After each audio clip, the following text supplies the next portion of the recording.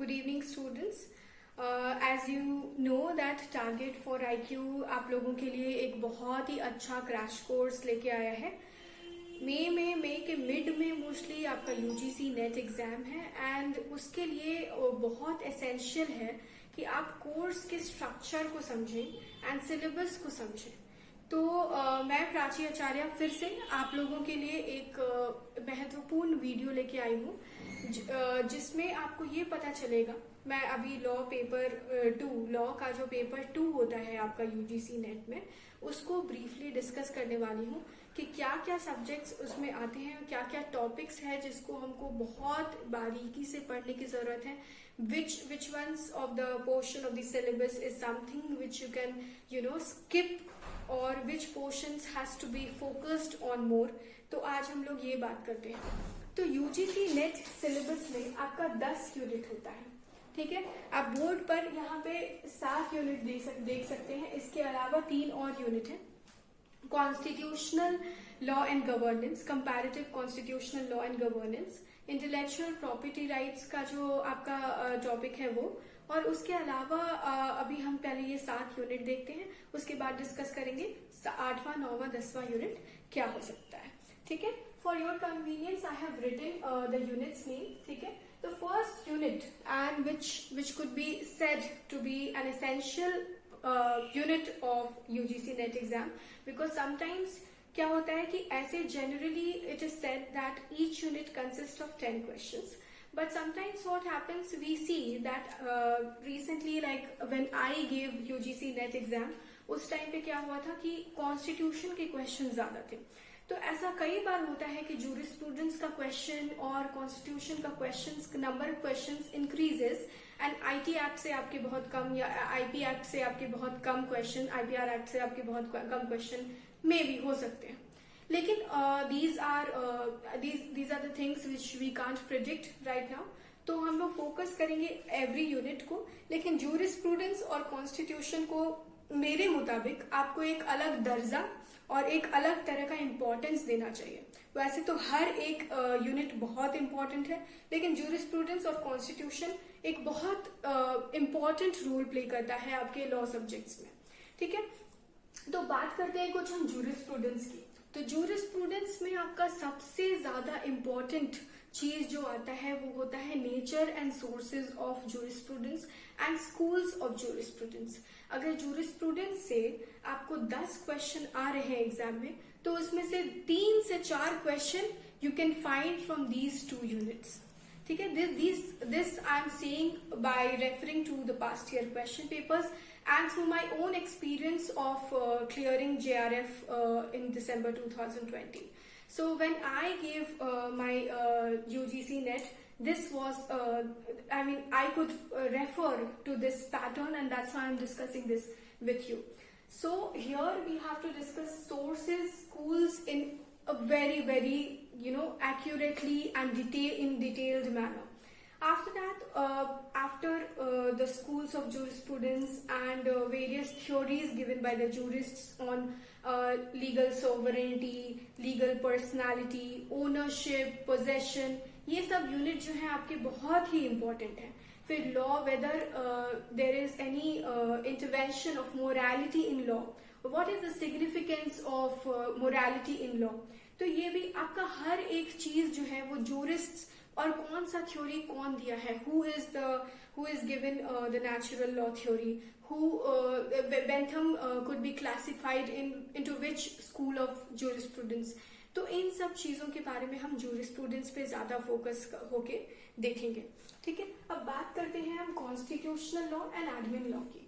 तो constitutional law जो है वो आप लोग कोई भी एग्जाम दीजिए, जैसे कि आप बात करें जुडिशरी का, या फिर आप बात करें एसबीआई का. एसबीआई ने अभी हाल में ही जो एग्जाम लिया था लीगल ऑफिसर का, या किसी भी लॉ के फील्ड का आप एग्जाम दे रहे हो, तो कॉन्स्टिट्यूशन बहुत ही एक इम्पॉर्टेंट सब्जेक्ट होता है. और उसमें भी जो आपका पार्ट 1 से लेके पार्ट 4A तक होता है, that is fundamental your citizenship, fundamental rights, fundamental duties, directive principles of state policy. यहाँ से आपके सबसे ज्यादा क्वेश्चंस बनते हैं. I'm not saying that do not focus on other areas. I'm saying what is the most important and practically which is something which you cannot miss before you go for this examination. So और UGC net का एक बहुत ही peculiar तरीका है question पूछने का. वो क्या करते हैं, आपको क्या करे, मतलब I am just giving you an example. What they will give you, they will say Keshavananda Bharati, Minerva Mills, Maneka Gandhi, v Berubari. ठीक है. Now you have to arrange according to the year of the judgment. So now it is very important that you know the year of the judgment also. That does not mean that you have to mug up every year of the judgment. So because you have to do this question of chronological order, but you have to see which ones to focus on and which ones to miss. तो constitution का जो part होता है हमारा, उसमें ये chronological वाला जो क्वेश्चन है, constitution and particularly international law, उसमें क्रोनोलॉजिकल ऑर्डर वाला question plus the name of the judge who has given the judgment. For example, who was the leading judge who pronounced the judgment in Golaknath case, who was the judge in who was giving the who was having a say, a positively discussed Keshwananda Bharti case, and you will be given 4 options in which you have to select. You know what is Keshwananda Bharti, you know what is Golaknath, you know what are the hierarchy of these case laws, but you have missed out who is the important judge or who has given the declaration. You will be given one sentence and you have to say which judge has actually said this. तो हम क्या करेंगे, आपके लिए, आपकी सुविधा के लिए ये बहुत ही ज्यादा इंपॉर्टेंट होगा कि हम वो केसेस डिस्कस करें जो कि एग्जामिनेशंस में रेपिटेडली आते हैं. उसके बारे में आपको उसका थोड़ा सा कौन कौन से बेंच में कौन कौन से जजेस हैं, ठीक है, उसके बारे में आपको डिस्कस करना होगा थोड़ा सा. और थोड़ा सा ये बताना पड़ेगा कि क्रोनोलॉजिकली किस ईयर में ये जजमेंट पास हुआ, ठीक है, इसके बारे में. और आसपास के उस जजमेंट के आसपास या उस जजमेंट से रिलेटेड, जैसे कि आप केशवानंद भारती पढ़ रहे हो, तो उससे रिलेटेड जब भी आप प्रियम्बल पढ़ोगे, यू हैव टू नो री बेरुबरी केस. एंड देन वो क्रोनोलॉजी, री बेरुबरी किस ईयर में आया था, एंड केशवानंद भारती 1973 का है, री बेरुबरी पहले का केस है, उसके बीच में क्या प्रियम्बल के बारे में कोई और केस आया है, या फिर अमेंडमेंट की बात करें तो गोलकनाथ केस किस ईयर में आया है, क्या डिस्कस हुआ था, सज्जन सिंह केस में क्या डिस्कस हुआ था. ये सब चीजें, ये बारीकी आपको कॉन्स्टिट्यूशन में जानने का बहुत ही अलग इंपॉर्टेंस है. And this will give you an edge over other people. ठीक है, अब हम बात करते हैं एडमिनिस्ट्रेटिव लॉ की. तो ये कॉन्स्टिट्यूशन वाला जो पोर्शन है ये इतना बड़ा हो जाता है कि बच्चे मिस आउट कर जाते हैं कि एडमिनिस्ट्रेटिव लॉ है. आज मैं आपको अपने एक्सपीरियंस से बता दूं कि यूजीसी का जो सिलेबस है, ठीक है, उसको हम एक मैग्ना कार्टा, या आप समझ लीजिए कि उसको आप एक कॉन्स्टिट्यूशन के जैसा मान के चलिए. ठीक है, जो भी सिलेबस में है उसके अलावा और कुछ नहीं पूछते. वो हर बार अपने सिलेबस को कन्फाइन करके ही क्वेश्चंस पूछते हैं. बट हम लोग उस ड्यूरेशन में, उस टाइम पीरियड में उतने सिलेबस को भी कंप्लीट नहीं कर पाते हैं.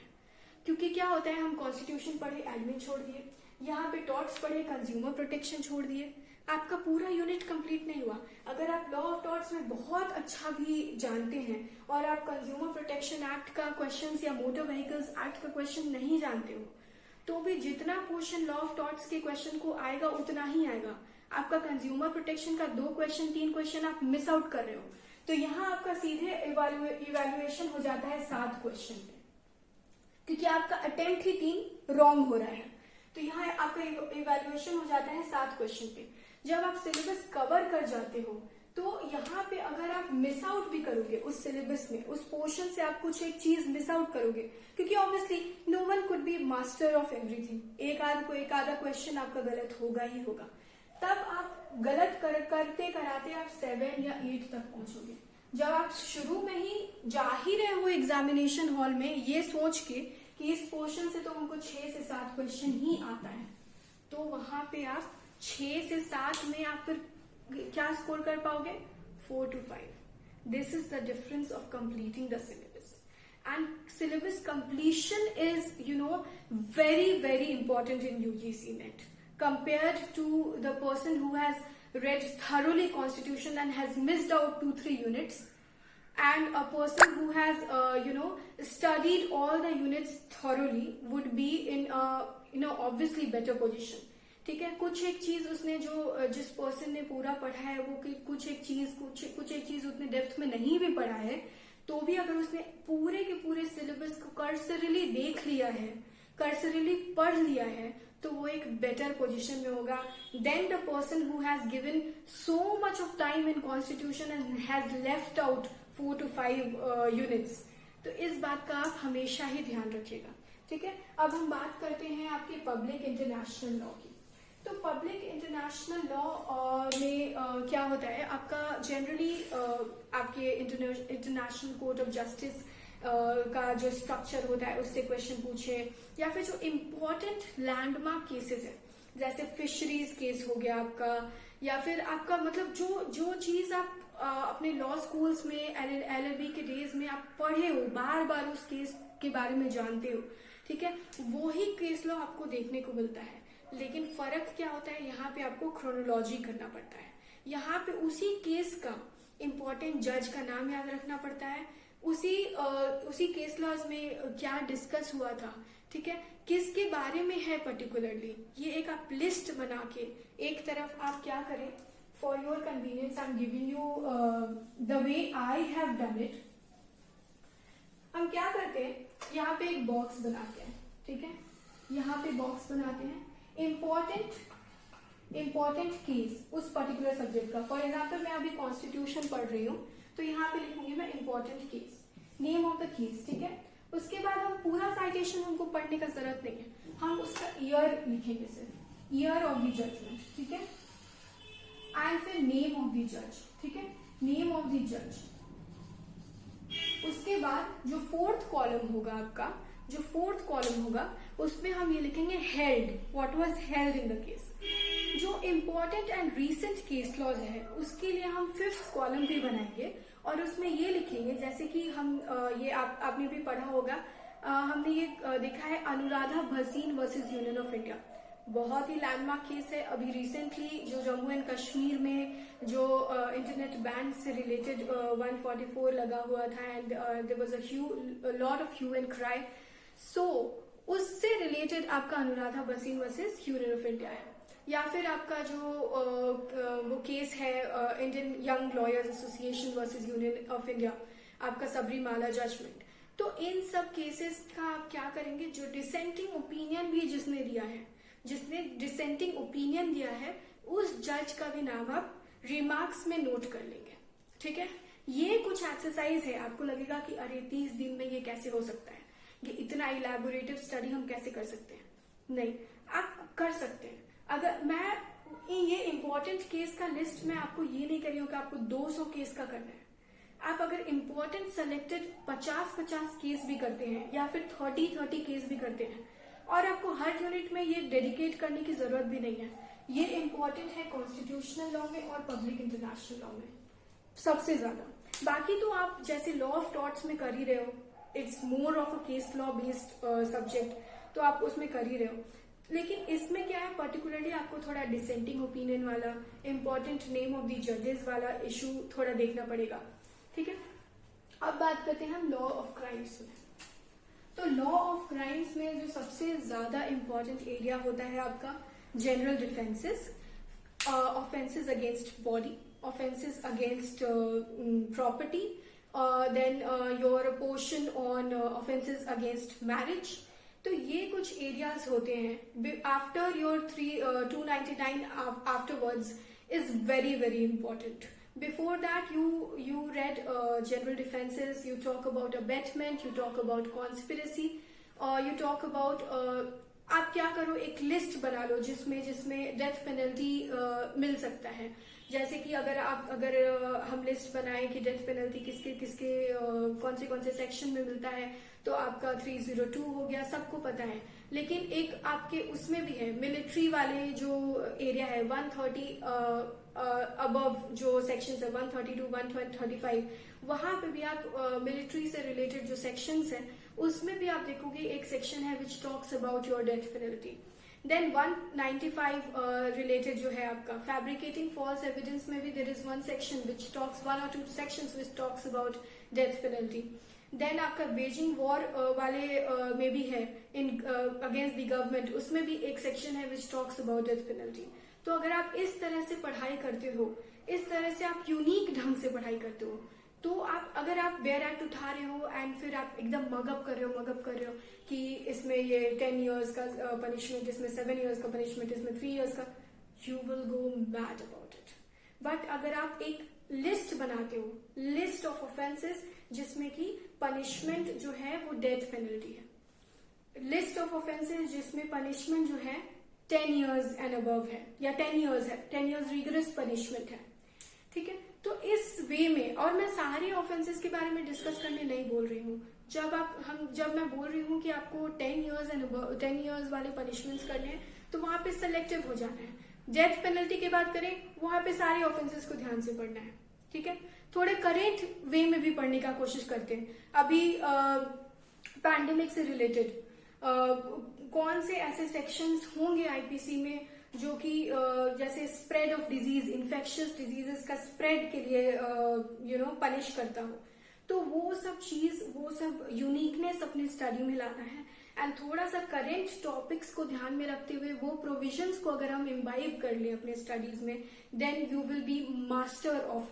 मतलब मेरा शुरू से ही ये कहना है कि आप जैसे ही एग्जामिनर के दिमाग में घुस के सोचेंगे that on the basis of what they can add newness in their question paper, आप वैसे ही one step ahead हैं among other people who are preparing for this examination, ठीक है। and this is a very competitive exam and a lot of people are focusing on something which everyone is studying this with the syllabus, so you have to be a little bit unique to go a bit far from the others.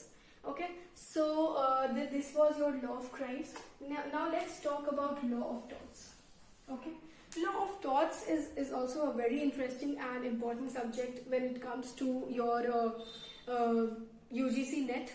For example, and law of torts and in commercial law we will be discussing about sales of good, partnership, and your contracts 1, contracts 2, Companies Act. So these are the few areas in which not a lot of engaging questions are in the examination. Only basic questions are there. Like for example, what is res ipsa loquitur? Is it a rule of evidence? Is it a rule of common law? What it is? ठीक है। So what is the difference between res ipsa loquitur and concept of contributory negligence?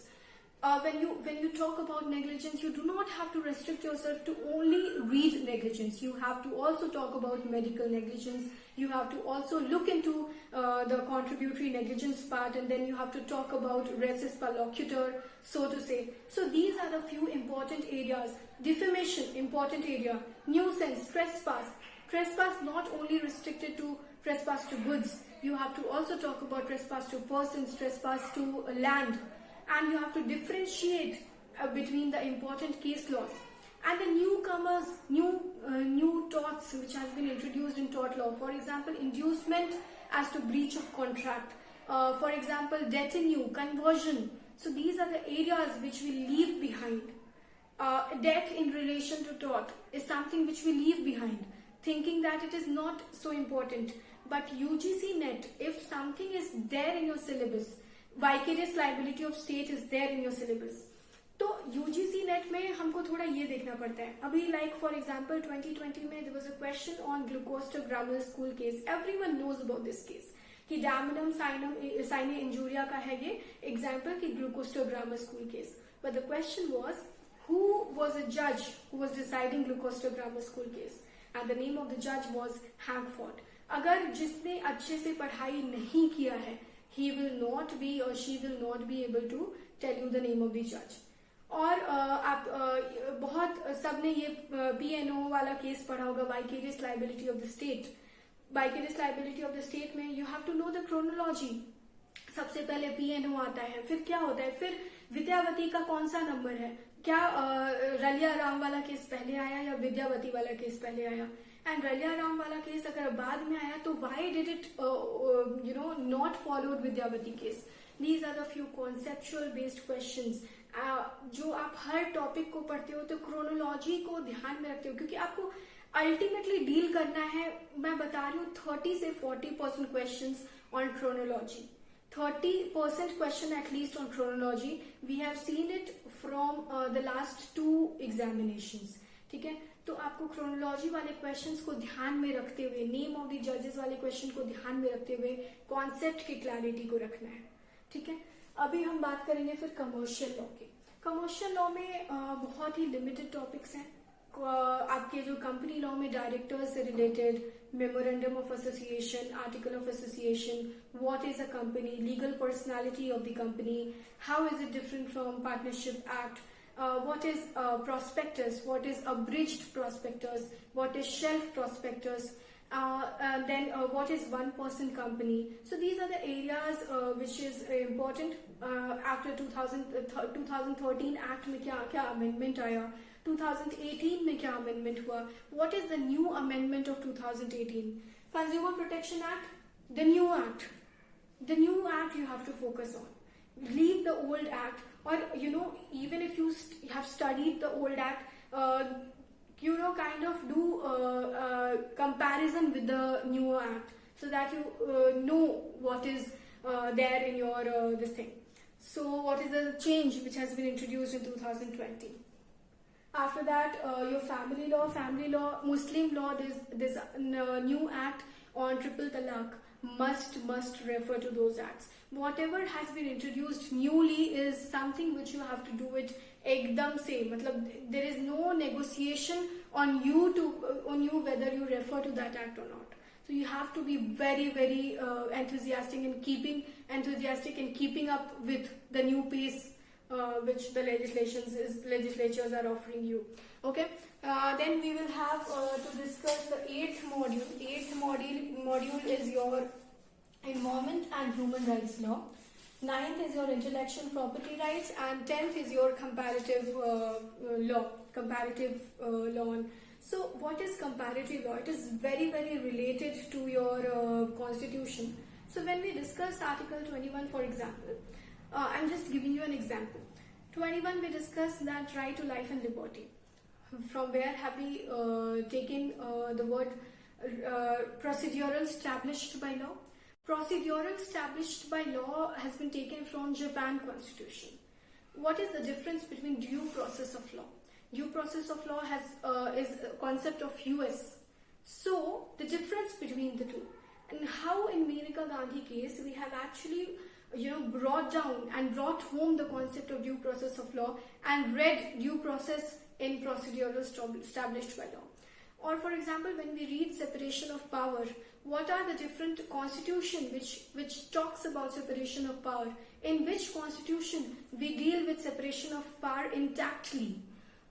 So these are the things which is there in your comparative law. Comparative law means that you have to compare your system of governance with those of other nations. For example, US, UK, or other international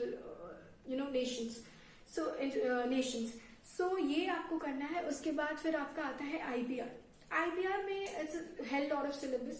IPR में you have to be selective because the time is less.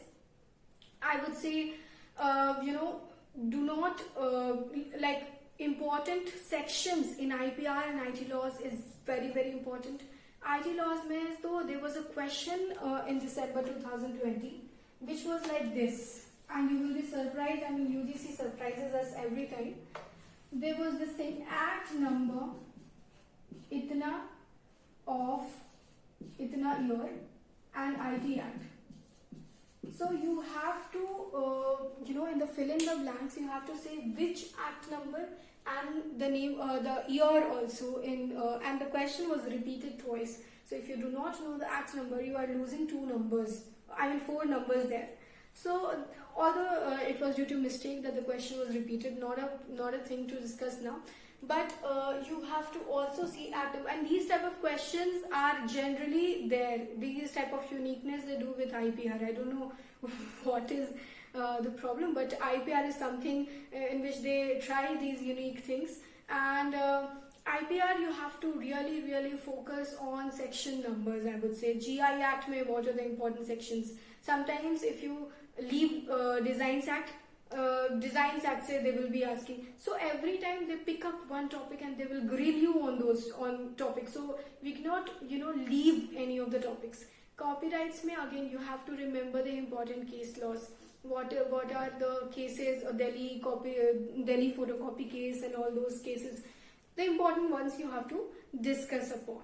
So this is it. I mean, and environment protection, again, you have to refer to various international agreements, Montreal Protocol, Rio Declaration, Sustainable Development, Millennium Development Goals, Environment Protection Act. So these important acts with case laws is a must in Environment Protection Act as well. So for now, we will be switching off the video. We will be discussing, and for your reference, you can discuss and join our paid group, which is going on for UGC Net. And for your convenience, the link is in description. The phone number is in description. You can always refer and go back and call on the phone numbers to find out the details about this paid group. Okay, thank you.